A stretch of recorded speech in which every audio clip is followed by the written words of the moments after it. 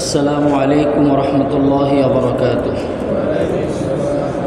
আমি আপনাদের সম্মুখে মহাগ্রন্থ আল কোরআনুল কারীমের সূরাতুল বাকারার 83, 84, 85 এবং 86 নং আয়াতে কারিমা তেলাওয়াত করার তৌফিক পেয়েছি। আমি আল্লাহ পাকের প্রতি পূর্ণ আস্থা এবং বিশ্বাস রেখে বলছি, আল্লাহ তাআলা যদি আমাকে দয়া করেন কালামে হাকিমের এই 4টি আয়াত তাফসির করবার জন্য চেষ্টা করব। পবিত্র কোরআনের সূরাতুল বাকারার 83 থেকে 86 নং আয়াত তাফসির পর্ব 60। আজকে যে বিষয়টি নিয়ে আল্লাহ তাআলা এখানে বর্ণনা করেছেন, আমি যেটা বলবো সেটা হচ্ছে বনি ইসরাইলের অবাধ্যতা ও অঙ্গীকার ভঙ্গ করার পরিণতি। মুআজ্জাজ হাজিরিন, যখন থেকেই বনি ইসরাইল নিয়ে তাফসির করতেছিলাম আপনাদেরকে প্রতি পর্বেই আমি বলার চেষ্টা করেছি, আল্লাহ তাআলা বনি ইসরাইল জাতিকে আমাদের নবীজি এই পৃথিবীতে নবুয়ত পাওয়ার আগ পর্যন্ত এই পৃথিবীর মধ্যে সবচাইতে নিয়ামত প্রাপ্তর দিক থেকে সেরা জাতি ছিল ইহুদি জাতি। মানে তারা এত বেশি নিয়ামত পেয়েছে, আমাদের নবীর আগমনের আগে আর কোনো নবীর উম্মত এত বেশি নিয়ামত পায়নি। তো আমাদের নবীজির আগমনের পর থেকে আমরাই শ্রেষ্ঠ নিয়ামত প্রাপ্ত জাতি, কারণ আল্লাহ তাআলা আমাদেরকে অনেক বেশি নিয়ামত দিয়েছেন। তো ইহুদি জাতিরা আল্লাহ তাআলার সাথে কিছু অঙ্গীকার করেছিল, ওয়াদা করেছিল এবং তারা বলেছিল, কসম করে বলেছিল। মিসাক শব্দের অর্থ হলো আল্লাহর নামে শপথ করে কোনো কিছুর অঙ্গীকার করাকে মিসাক বলা হয়। তো ইহুদি জাতিরা আল্লাহ তাআলার সাথে অঙ্গীকার করেছিল, তারা সব অঙ্গীকারগুলোই ভঙ্গ করছে। তো আমরাও যেন তাদের মতো অঙ্গীকার ভঙ্গকারী না হই, এটাই আল্লাহ তাআলার মূল উদ্দেশ্য আমাদেরকে বোঝানো। আপনারা কি আমার এই কথাটি বুঝছেন? ইহুদি জাতিরা যেই বিষয়ে আল্লাহ তাআলার সাথে ওয়াদা করছিল যে আমরা এই কাজগুলি কখনো করব না,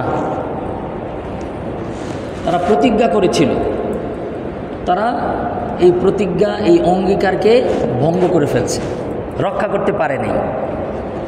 আমরাও ওই অঙ্গীকারগুলো আল্লাহ তাআলার সাথে করেছি।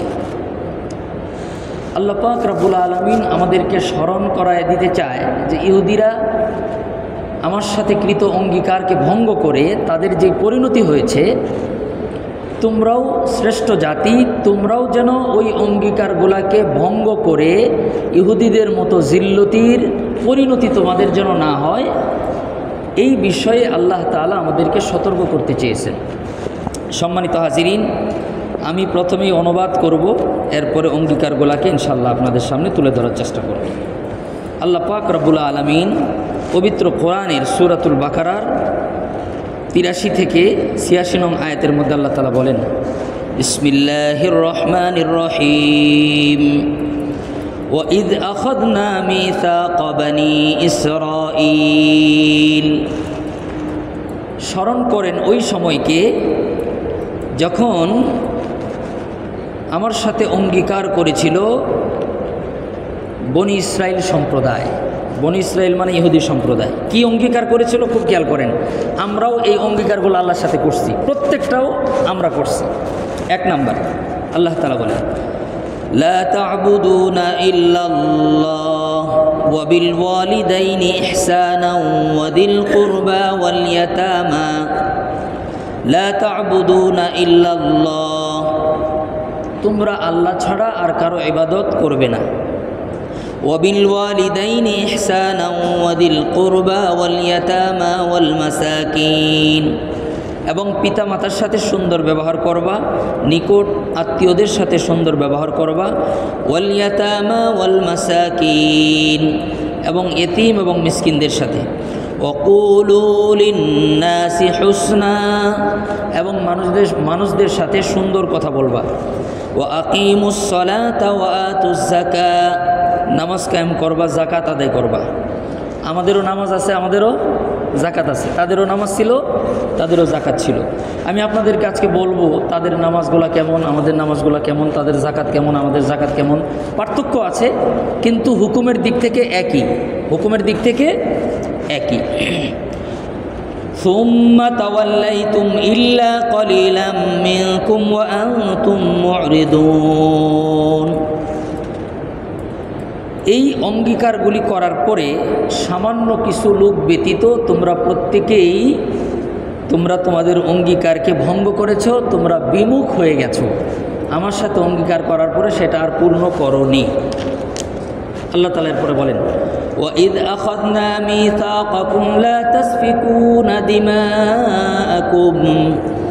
হে নবী, আপনি স্মরণ করেন ওই সময়কে যখন বনি ইসরাইলদের সাথে আমার অঙ্গীকার হয়েছিল, আমার সাথে তারা অঙ্গীকার করেছিল যে লা তাসফিকুনা দিমাআকুম, যে তারা পরস্পরের রক্তপাত ঘটাবে না, মানুষ খুন করবে না। ওয়ালা তুখরিজুনা আনফুসাকুম মিন দিয়ারিকুম, এবং তারা আপনজনদেরকে নিজের দেশ ত্যাগ করতে বাধ্য করবে না, মানে নিজের দেশের লোকদেরকে নিজের এলাকা থেকে বের করে দেওয়া, এটা করবে না। সুম্মা আকরারতুম ওয়া আনতুম তাশহাদুন।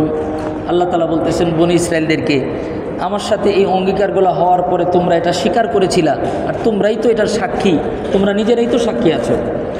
সুম্মা আনতুম হাউলাই তাকতুলুনা আনফুসাকুম, এরপরে তোমরাই পরস্পরে নিজেদের মধ্যে খুনাখুনি করছো।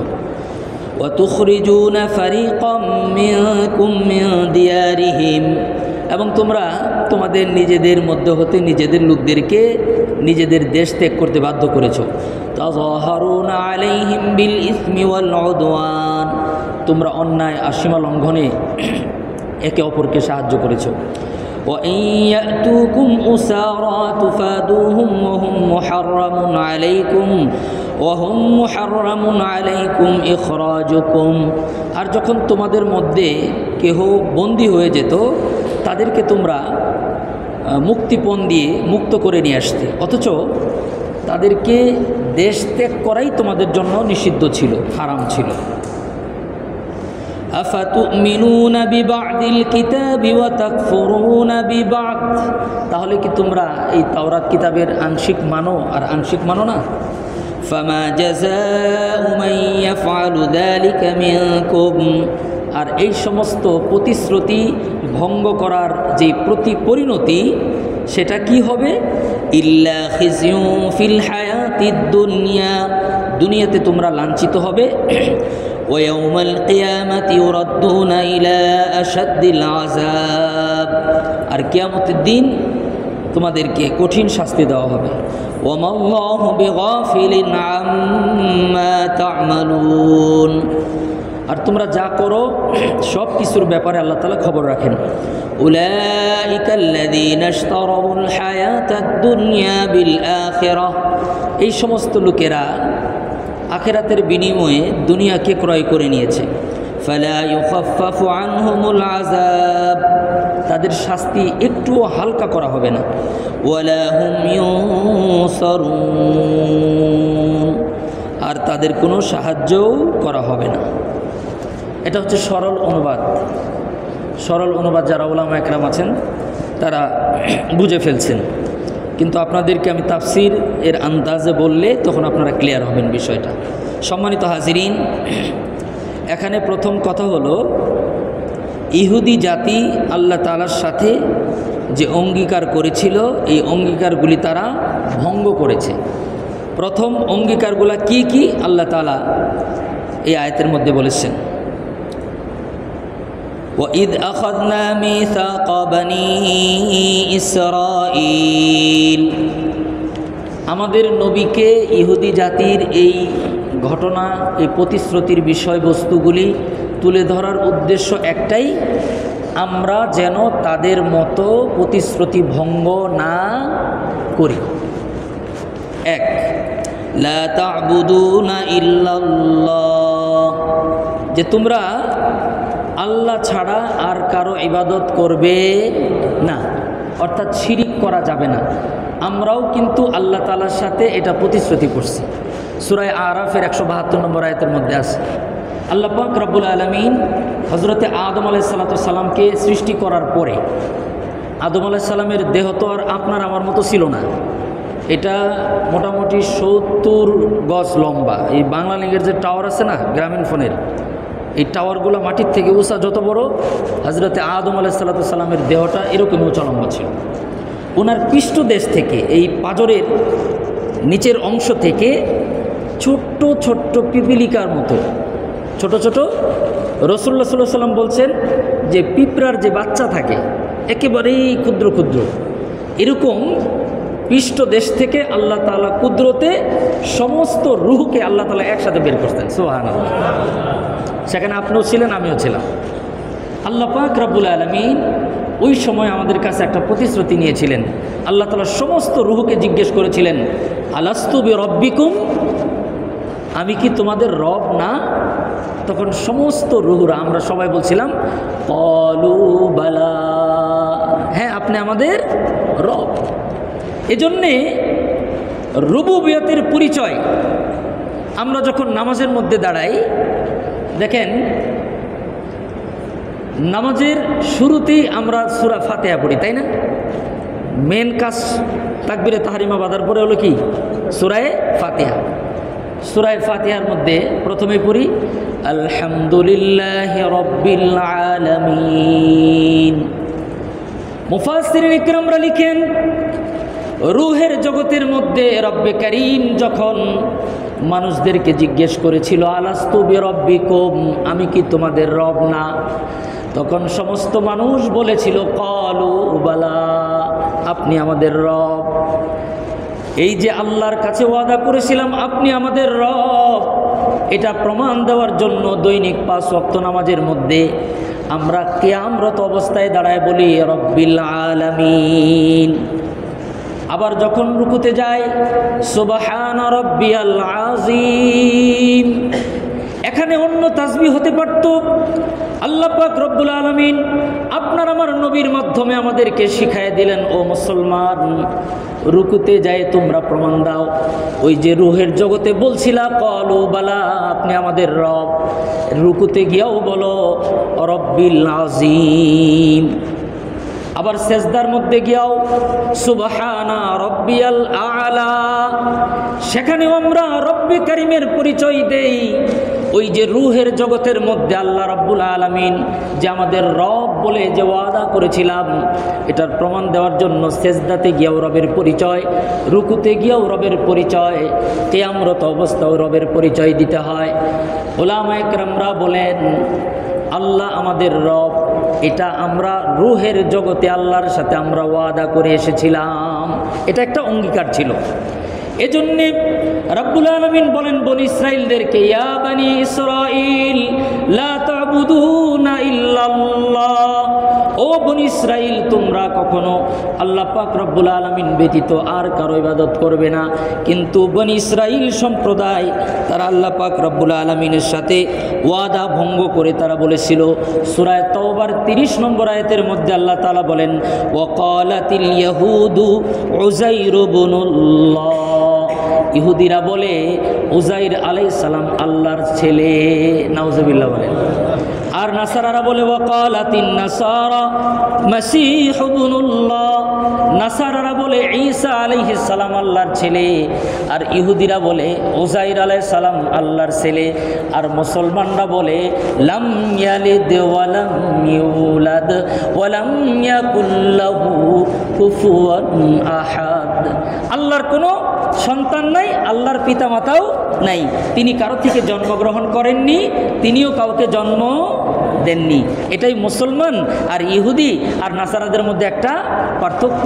আমরা আল্লাহ শুকরিয়া আদায় করি, আল্লাহ তাআলা আমাদেরকে দয়া করে ঈমানটা দান করছেন, আলহামদুলিল্লাহ বলি যে আল্লাহর নিয়ামত এটা, আল্লাহ দান না করলে আমরা পাইতাম না। এটা ইহুদিরা ধ্বংস হয়েছে উযাইর আলাইহিস সালামকে আল্লাহর ছেলে বলে, নাসারারা ধ্বংস হয়েছে ঈসা আলাইহিস সালামকে আল্লাহর ছেলে বলে। আর আমরা দৃঢ় বিশ্বাস করি লাম ইয়ালিদ ওয়া লাম ইউলাদ। তো 1 নম্বর অঙ্গীকার তারাও করছে, আমরাও করছি, লা তা'বুদুনা ইল্লাল্লাহ, আল্লাহ ছাড়া কারো ইবাদত করা যাবে না। তারা ভঙ্গ করছে উজার আলাইহিস সালামকে আল্লাহর ছেলে বানায়া এই 1 নম্বর ওয়াদা কি করে ফেলছে? ভঙ্গ করছে। 2 নম্বর প্রতিশ্রুতি, ওয়াবিল ওয়ালিদাইনি ইহসানা। আল্লাহ পাক রব্বুল আলামিন বলেন, ওগো নবীজি, আপনার উম্মতকে যেমন আমি বলছি, ওয়াকাদা রাব্বুকা আল্লা তা'বুদু ইল্লা ইয়্যাহু ওয়াবিল ওয়ালিদাইনি ইহসানা। আল্লাহ পাক রব্বুল আলামিন যেমন আমাদেরকে পিতামাতার সাথে সুন্দর আচরণ করতে বলছেন, ঠিক তদ্রূপভাবে ইহুদি জাতিদের সাথেও আল্লাহর ওয়াদা ছিল, ওয়াবিল ওয়ালিদাইনি ইহসানা, যে তোমরা তোমাদের পিতা মাতার সাথে সৎ আচরণ করবে। ইহুদি জাতিরা তারা তাদের পিতামাতার সাথে সুন্দর আচরণ করতে পারে নাই, তারা ওয়াদা ভঙ্গ করছে। এখন আমরা কি করি? ইহুদি জাতিদের সব 9টা বলে নেই, এরপরে আমাদেরগুলো একটু বলব। তো 1 নম্বর ছিল আল্লাহ ছাড়া কারো ইবাদত করা যাবে না। 2 নম্বর ছিল পিতা মাতার সাথে অসৎ আচরণ করা যাবে না, সুন্দর ব্যবহার করতে হবে। 2 নম্বর, ওয়াদিল কুরবা ওয়াল ইয়াতামা ওয়াল মাসাকিন। 3 নম্বর হলো আত্মীয় স্বজনের সাথে সুন্দর ব্যবহার করা, সৎ ব্যবহার করা। এখানে আত্মীয় স্বজনের সৎ ব্যবহারের অনেকগুলা স্তর আছে। আমি দিল কুরবা নিয়ে যদি লম্বা ব্যাখ্যা করতে পারবো, কিন্তু খুব বেশি উপকার আমাদের হবে না, সবগুলো আমি বলতে পারবো না। এজন্য শুধু একটা দিক বলি। এখানে আত্মীয় স্বজনের মধ্যে অন্যতম মুফাসসিরিনরা লিখেছেন যে আমরা আমাদের সমাজে নিজেদের বোনদেরকে মেরাসের সম্পত্তি থেকে আমরা বঞ্চিত করি। এটা সবচাইতে বড় অসদাচরণ, সবচাইতে বড় অসদাচরণ। এখনও বাংলাদেশের সামাজিক অবস্থা যে বোনদেরকে যথাযথভাবে বাবার সম্পত্তির অংশ দেওয়া হয় না। রাসূলুল্লাহ সাল্লাল্লাহু আলাইহি ওয়াসাল্লাম বলেছেন, যদি বাবা মৃত্যুবরণ করার সময় একটা ডিব্বার মধ্যে লবণ রাখা যায়, 250 গ্রাম লবণ ছিল যখন বাবা মারা গেছে, এই 250 গ্রাম লবণেরও যদি আপনি 1 ভাই 1 বোন হন, আপনি 2 ভাগ লবণ নেবেন, 1 ভাগ লবণ বোনকে দিয়ে দিতে হবে। এটা শরীয়ত। এটা এখন একজন, তো আমিও তো এভাবে পারি নাই। এই লবণ ভাগ করে দেওয়ার লোক কি এখানে আছে? জমি তো ভাগ করে দেয় না। জমি দেয় কোনটা? যেটা সবচেয়ে নামা, 12 মাস পানি জমে থাকে, ওই অংশটা দেয় বোনকে। আর যেই জমিটা রাস্তার কাছে ফসল ভালো হয়, দামি জায়গা, সেগুলো বোনকে দেয় না। আর যদি বাজারের দোকানের একটা পজিশন থাকে আর খেতে থাকে, বোন তো নিশ্চিত এই দোকান থেকে বঞ্চিত হবে। এটা হলো মুসলমানদের হালত। এই অকাম ইহুদিরা করার কারণে ইহুদি জাতি ধ্বংস হয়েছে। এখন আমরা তো মাশাআল্লাহ এই কাজ করি না। আল্লাহ তাআলা বুঝার তৌফিক দান করেন। আমি একটা পয়েন্ট বললাম, শুধু এটা বাড়িতে নিয়ে যান। কি? যে এই সূরাতুল বাকারার 83 নং আয়াতের তাফসিরের অন্যতম দিক যে নিকটতম আত্মীয়র সাথে সুন্দর সদ আচরণ করতে বলেছেন, এটার প্রথম যেই ব্যাখ্যা সেটা হলো নিজের বোনকে মেরাসের সম্পত্তি থেকে আল্লাহর দেওয়া বিধানের বাইরে কোনো কিছু করার সুযোগ নেই, যেটা প্রত্যেকটা মুসলমান পরিবারে ইল্লা মাশাআল্লাহ, ইল্লা মাশাআল্লাহ 1-2টা ফ্যামিলি আছে, হাজারে 1-2 পরিবার পাওয়া যায় যে কিনা পুঙ্খানুপুঙ্খানুভাবে নিজের বোনকে তার সম্পত্তির অংশ বুঝায়ে দেয়। ওই তাদের ওসিলায় আল্লাহ দুনিয়ার নিজাম এখনো ঠিক রাখছে। আল্লাহ তাআলা আমাদেরকে বোঝার তৌফিক দান করেন। কিয়ামতের ময়দানে এটার শাস্তিটাও আমরা জেনে যাই। কিয়ামতের ময়দানে বোনকে, ফুফুদেরকে বঞ্চিত যেই জমিটুকু করলাম, এই অপরাধে 7 তবক আসমান জমিন সমপরিমাণ লোড আল্লাহ তাআলা আমাদের কাঁধে ঝুলাইয়ে দিবেন। এটা নিয়ে হাসরের ময়দানে উঠতে হবে, যতক্ষণ পর্যন্ত না আমার বোন, আমার ফুফুরা আমাকে ক্ষমা না করে। আমি নিজে দেখেছি, আমি নিজের চোখ দিয়ে দেখেছি, আমাদের খুব কাছের, যে শুধুমাত্র এই সম্পত্তির অংশ চেয়েছে, মানে বাড়ি করা যায় এরকম লেভেলের একটা জায়গা, এটা ভাই দিবে না, এজন্য 5 বোনের সাথে ভাইয়ের সম্পর্কই শেষ। বাবা মারা গেছে, বোন মারা গেছে। আমি নিজে গিয়া বিচার করছি আমাদের আত্মীয়র মধ্যে, আমি গিয়ে অনেক বুঝায়ে এরপরে মোটামুটিভাবে একটা কায়দা করে ঘর করার ব্যবস্থা করে দিয়ে আসছি। একজন মেয়ে নদী ভাঙার কারণে সে বাড়ির জায়গা নাই, সে ঘরের জায়গা চাইছে, এটা দিবে না, বলতেছে আমি টাকা দিয়ে দিব। আবার টাকা দিয়ে দিব, আমি জিজ্ঞেস করলাম কত টাকা দিবেন, ওই বাজারের মূল্য সে দিবে না, দিবে হলো 20,000 30,000। এবং এটা একটা আলেম ফ্যামিলি, আমার মতো লেবাস আছে। এই পরিবারের একটা বিচারে আমি গিয়েছিলাম। এখন যারা জেনারেল শিক্ষিত সাধারণ মানুষ, তাদের অবস্থা কি হতে পারে? আপনাদের বিবেকের কাছে আমার প্রশ্ন থাকলো। আল্লাহ তাআলা আমাদেরকে বোঝার তৌফিক দান করেন। তো আল্লাহ পাক আমাদেরকে বুঝাইতে চাইলো, নবীকে বলে, ওগো নবী, আপনি আপনার উম্মতকে বলেন, ইহুদিরা কিন্তু এই কাজগুলা করার কারণেই তাদের সর্বনাশ হয়েছে। আপনার উম্মতের জন্য এই সর্বনাশ না হয় তাদেরকে বলে দেন, ওয়াদিল কুরবা, আত্মীয় স্বজনের সাথে যেন সৎ ব্যবহার করে, ওয়াল ইয়াতামা, এতিমদের সাথে যেন সৎ ব্যবহার করে, ওয়াল মাসাকিন, এবং মিসকিনদের সাথে যেন সৎ ব্যবহার করে। এখানে এতিম এবং মিসকিনদের সাথে সৎ ব্যবহার করার অর্থ হলো তাদের যেই হকগুলো আছে এগুলা যথাযথভাবে আদায় করে দেওয়া। এখন যেখানে যেখানে এতিমদের ভরণ পোষণ দেওয়া হয়, যেখানে যেখানে মিসকিনদের ভরণ পোষণ দেওয়া হয়, বিশেষ করে নিজেদের ভাতিজার মধ্যে, ভাগিনার মধ্যে যদি এতিম হয়, ও যদি কোনো কারণে কষ্টে পড়ে যায়, ওর জীবন যদি বিপন্ন হয়, আর এখানে মামা চাচারা যদি স্বাবলম্বী থাকে, ওই মামা ওই চাচার জীবন শেষ। এই মামলায় সে ফেসে যাবে। ওয়াল ইয়াতামা ওয়াল মাসাকিন, কঠিন পরিস্থিতির সম্মুখীন তাকে হতে হবে। আল্লাহ তাআলা আমাদেরকে বোঝার তৌফিক দান করেন। এটা ব্যাখ্যা বিশ্লেষণের কিছু নাই, আমি সার সংক্ষেপ বললাম। আপনার ভাতিজা, আপনার ভাগিনা, অথবা খুব কাছের এতিম হয়ে গেছে, মিসকিন হয়ে গেছে, তারা আপনার প্রতি মুহতাজ, আপনি স্বাবলম্বী, আপনাকে আল্লাহ তৌফিক দিয়েছে, আপনি তাদের কোনো খোঁজখবর নিলেন না, আপনার জাহান্নামে যাওয়ার জন্য এই এক কাজই যথেষ্ট। পরিষ্কার ভাষায় আল্লাহ তাআলা পবিত্র কোরআনের মধ্যে বলেছেন, নবী গো, আপনি বলেন এতিম মিসকিনদের সাথে যেন সৎ ব্যবহার করে। ওয়াকুলু লিন্নাসি হুসনা, এবং মানুষদের সাথে যেন সুন্দর ব্যবহার করে, সুন্দর কথা বলে।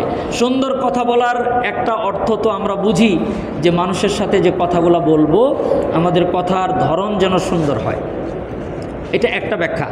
আর এটার যেটা মূল তাফসীর সেটা হলো ওয়াকুলু লিন্নাসি হুসনা, এটার মূল ব্যাখ্যা হলো আমর বিল মারুফ ওয়ান নাহি আনিল মুনকার, মানুষদেরকে সৎ কাজের দাওয়াত দেওয়া, অন্যায় কাজ থেকে মানুষদেরকে বারণ করা। সৎ কাজের দাওয়াত, অন্যায় কাজ থেকে বারণ করার চাইতে ভালো কথা আসমানের নিচে জমিনের উপরে আর হয় না। এখন বর্তমানে কোথাও যদি কোনো অসৎ কাজ হতে দেখে, সমস্ত মানুষ যে কিচ্ছু বোঝে না, এর মোবাইলটাও মানে পকেট থেকে বের করে ভিডিও অপশন অন করে ভিডিও করতে থাকে। এটা হলো অসৎ কাজ দেখার প্রতিক্রিয়া। এমনকি আমরা বর্তমান সামাজিক অবস্থায় দেখি একজন আরেকজনকে চাপাতি দিয়ে কুবাইতেছে, এটা চোখ দিয়ে দেখতেছে, এটার প্রথম প্রতিক্রিয়া হলো মোবাইল বের করে ভিডিও করা। আমি কি ভুল বললাম? অথচ উনি মোবাইলটা না বের করে উনি যদি চিৎকার মেরে আরও দুইজন লোককে ডেকে এই সন্ত্রাসীর হাত থেকে লোকটার জীবন রক্ষা করতে পারত। এটা কেউ করে না। এর পিছনে অনেক কারণও আছে, না করার পিছনে আংশিক কিছু যুক্তিও আছে। কারণ সামাজিক অবস্থা এতটাই অবক্ষয়, দুইজনে মিলে একজনকে খুন করতে আসছে, আপনি কিছু করবেন, আপনারই মেরে ফেলবেন। এই কথাটাও উড়ায় দেওয়ার না, এই কথাটা উড়ায় দেওয়ার না। এজন্যে এই সামাজিক অবক্ষয়, এই অপরাধগুলা, এগুলার জন্য একটা রাষ্ট্রীয় স্থিতিশীলতা যদি না থাকে, আইনের শাসন যদি না থাকে, তাহলে পাবলিক গিয়া ওই চাপাতি দইরা মানুষের জীবন রক্ষা করবে, এটা সম্ভব। এজন্য আইনের শাসন দরকার, আইনের শাসন দরকার। আল্লাহ তাআলা আমাদের দেশে আইনের শাসন কায়েম করে দেন, বলো না আমিন। আল্লাহ পাক রব্বুল আলামিন বলেন, এক নম্বর হলো আল্লাহ ছাড়া কারো ইবাদত করা যাবে না। 2 নম্বর হচ্ছে পিতামাতার সাথে অসৎ আচরণ করা যাবে না। 3 নম্বর হলো নিকটতম আত্মীয়দের সাথে সদ্ব্যবহার করতে হবে। 4 নম্বর হলো এতিমদের সাথে সদ্ব্যবহার করতে হবে। 5 নম্বর হলো মিসকিনদের সাথে সদ্ব্যবহার করতে হবে। 6 নম্বর ওয়াকুলু লিন্নাসি হুসনা, মানুষের সাথে সুন্দর কথা বলো। মানুষের সাথে সুন্দর কথা বলার সবচাইতে বড় ব্যাখ্যা হলো আমর বিল মারুফ ওয়ান নাহি আনিল মুনকার। অন্যায় কাজে বাধা দিতে হবে এবং সৎ কাজের আদেশ করতে হবে। এটার তিনটা স্তর আছে। আল্লাহর পয়গম্বর বলেন, ক্বালান নবী সাল্লাল্লাহু আলাইহি ওয়াসাল্লাম, মান রাআ মিনকুম মুনকারান ফালইয়ুগাইয়িরহু বিয়াদিহি ফাইন লাম ইস্তাতি' ফাবি লিসানিহি ফাইন লাম ইস্তাতি' ফাবিকলবিহি ওয়াযালিকা আযআফুল ঈমান আও কামা ক্বালান নবী সাল্লাল্লাহু আলাইহি ওয়াসাল্লাম। আল্লাহর পয়গম্বর বলেন, যদি সমাজের মধ্যে কোনো অন্যায় হতে দেখো তাহলে তুমি এটা হাত দ্বারা প্রতিরোধ করো। ফাইন লাম ইস্তাতি', যদি হাত দিয়ে বাধা দেওয়ার মতো সক্ষমতা তোমার না থাকে, ফাবিলিসানিহি, তাহলে জবান দিয়ে তুমি তাকে বুঝাও। ফাইন লাম ইস্তাতি', যদি জবান দিয়ে বাধা দিলেও তোমার ক্ষতি হয় তাহলে জবান দিয়েও বাধা দিবা না। ফাবিকলবিহি, তাহলে অন্তর দ্বারা জিনিসটাকে ঘৃণা করবা। ওয়াযালিকা আযআফুল ঈমান, এরপরে আর ইমানের কোনো জায়গা নাই। অর্থাৎ অন্তরেও যদি খারাপ না লাগে তাহলে বুঝতে হবে ওই অন্তরের মধ্যে ঈমান নাই। এখন সবারই অবস্থা এটাই, অন্তরের মধ্যেই আছে। মুখ দিয়ে বলার ক্ষমতাও আমাগো নাই, হাত দেওয়ার তো প্রশ্নই নেই। আল্লাহ পাক রব্বুল আলামিন এরপরে বলেন 7 নাম্বার, ওয়া আকিমুস সালাহ ওয়া আতুজ যাকাত, তোমরা সালাত কায়েম করবা, যাকাত আদায় করবা। ইহুদি জাতিরাও নামাজ পড়তো, ইহুদি জাতিরাও যাকাত দিত। ইহুদিদের হজ ছিল, ইহুদিরা হজ করত বাইতুল মুকাদ্দাসে আইসা। নির্ধারিত সময়ে তারা 7 দিন উৎসব আকারে তারা তাঁবু টানিয়ে সেখানে অবস্থান করত। তাদের ভিন্ন ভিন্ন নিয়ম ছিল। এটা ছিল ইহুদিদের হজ। ইহুদিদের রোজা ছিল, বছরে তারা 5 দিন রোজা রাখত। এবং ইহুদিরাও যাকাত আদায় করত, আমাদের মতো না। তাদের যাকাত ছিল 3 বছর পর পর। কয় বছর পর পর? 3 বছর পর পর তারা যাকাত দিত। 10 ভাগের 1 ভাগ, 10 ভাগের 1 ভাগ সম্পত্তি তারা যাকাত আদায় করত। কয় বছর পর পর? 3 বছর। আমরা দেই 2.5%, 1 বছর পর পর। নিজের নিত্য প্রয়োজনীয় খরচ বাদ দিয়ে যদি কারো নির্ধারিত সম্পদ থাকে, সেটা হলো 7.5 ভরি স্বর্ণ অথবা 52.5 ভরি রূপা, এটা হলো আমাদের। আর তাদের নির্ধারিত সম্পদ নাই, 3 বছর পর পর যতটুকু আছে এটার থেকে 10 ভাগের 1 ভাগ দিতে হবে।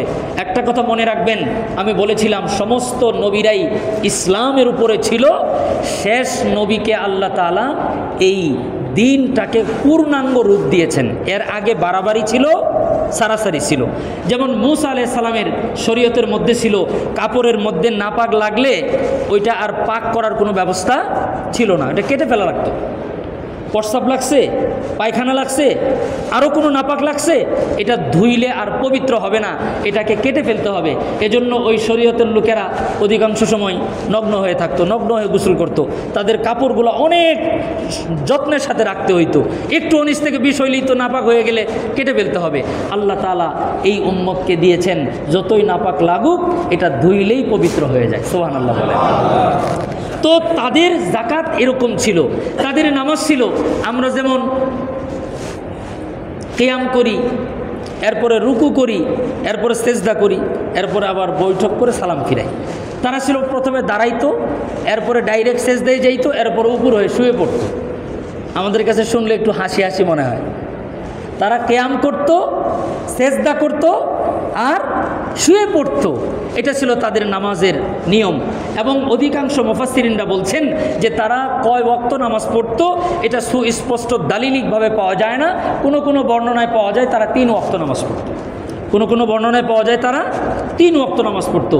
এরকম ছিল ইহুদিদের সালাত।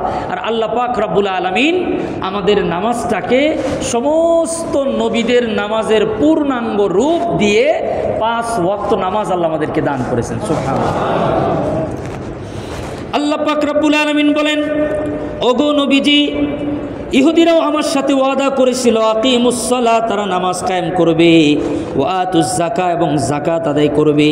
তারা নামাজ কায়েম করে নাই এবং যাকাতও তারা আদায় করে নাই, কিন্তু সামান্য কিছু লোক করেছে। আল্লাহ পাক রব্বুল আলামিন বলেন, সুম্মা তাওয়াল্লাইতুম ইল্লা কলিলাম মিনকুম ওয়া আনতুম মুরিদুন, অতঃপর তোমরা মুখ ফিরায় নিয়েছিলে কেবলমাত্র কিছু সংখ্যক লোক ব্যতীত। আমাদেরও অবস্থা তো তাই। আমরা দেখতে পাই নামাজের সময় আসলে জুমার দিন মাশাল্লাহ মসজিদে যে মুসল্লি হয়, আসরে কি সেই মুসল্লি হয়? আপনারা কি মনে করেন রমজান মাসে সব মুসলমান রোজা রাখে? হ্যাঁ, আপনারা কি মনে করেন সবাই যাকাত হিসাব করে পুঙ্খানুপুঙ্খানুভাবে দেয়? তাহলে ইহুদিদের চাইতে আমরা তো অনেক আমলের দিক থেকে এগিয়ে গেছি। একটা কথা মনে রাখতে হবে, তারাও আল্লাহর কাছে ওই সময়ের সবচেয়ে মর্যাদা সম্পন্ন জাতি ছিল।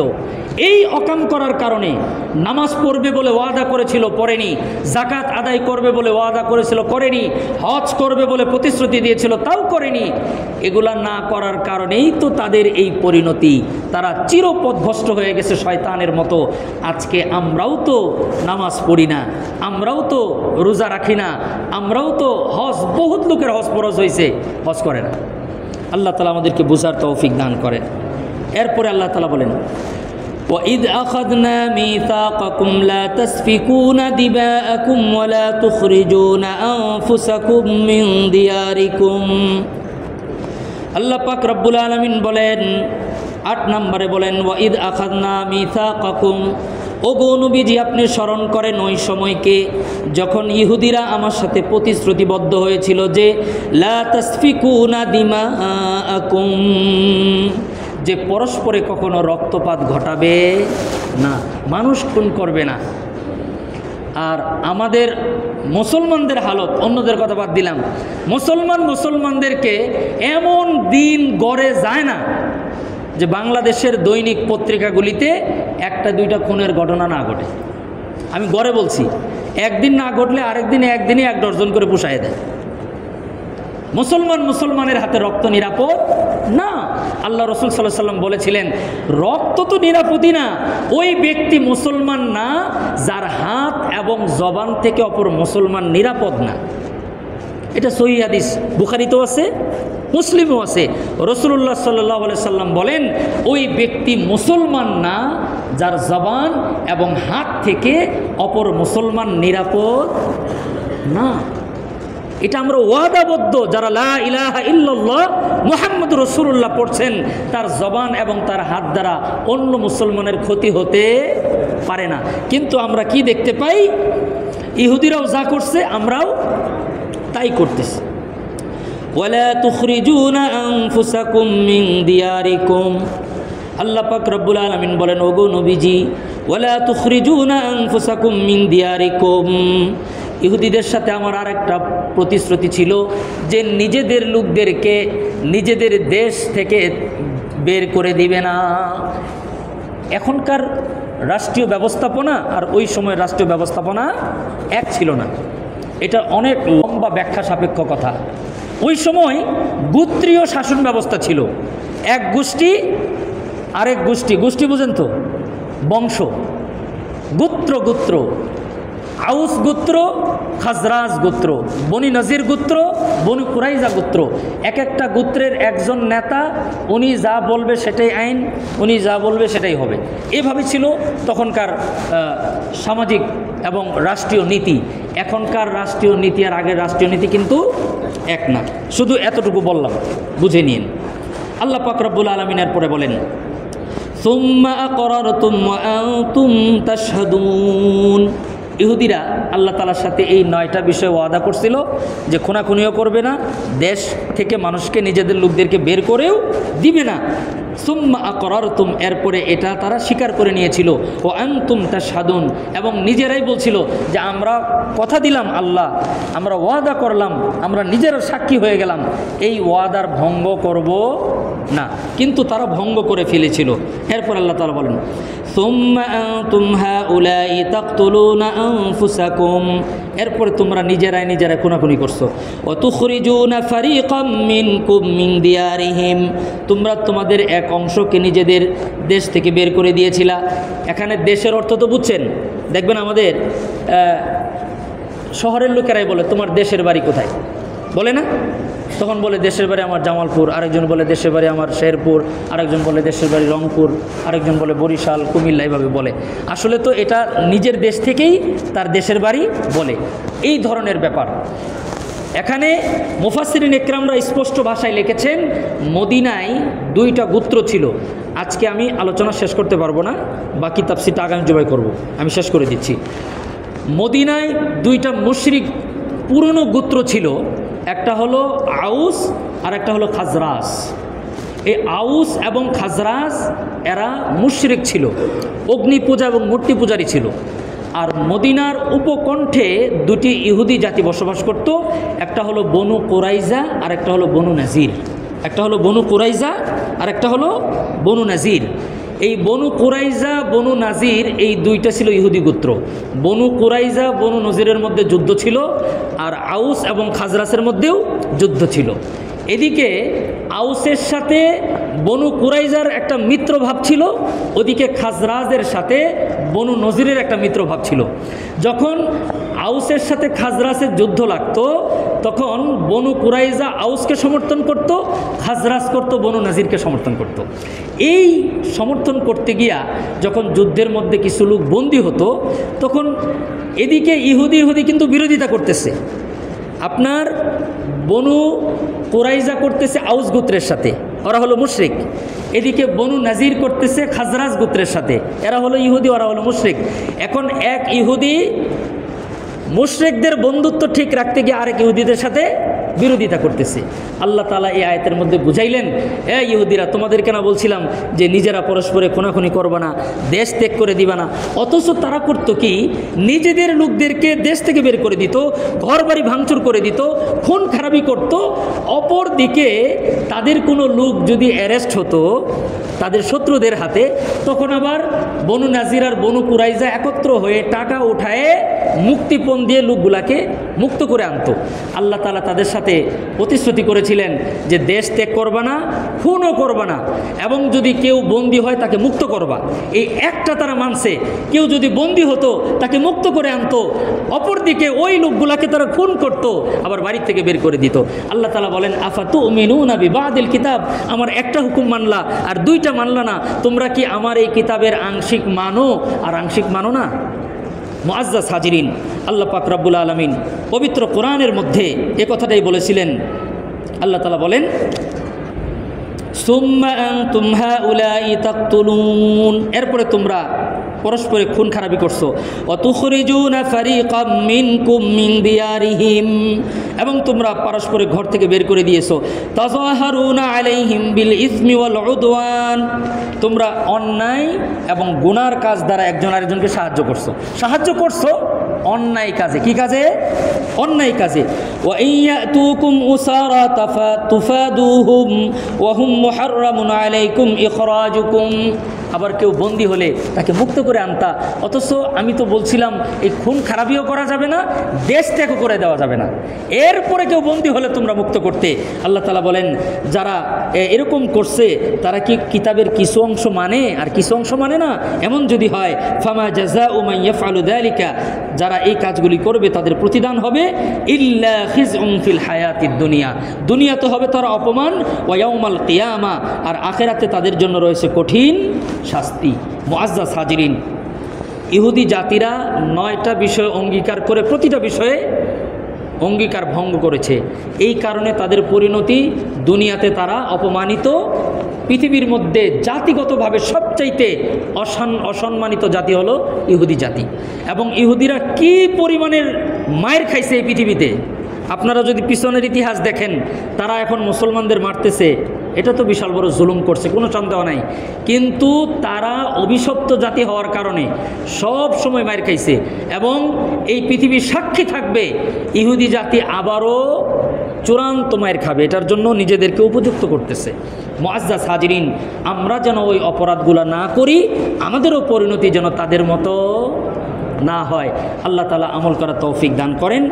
এই পর্বের বাকি কথাগুলি আগামী জুমায় বলবো ইনশাআল্লাহ।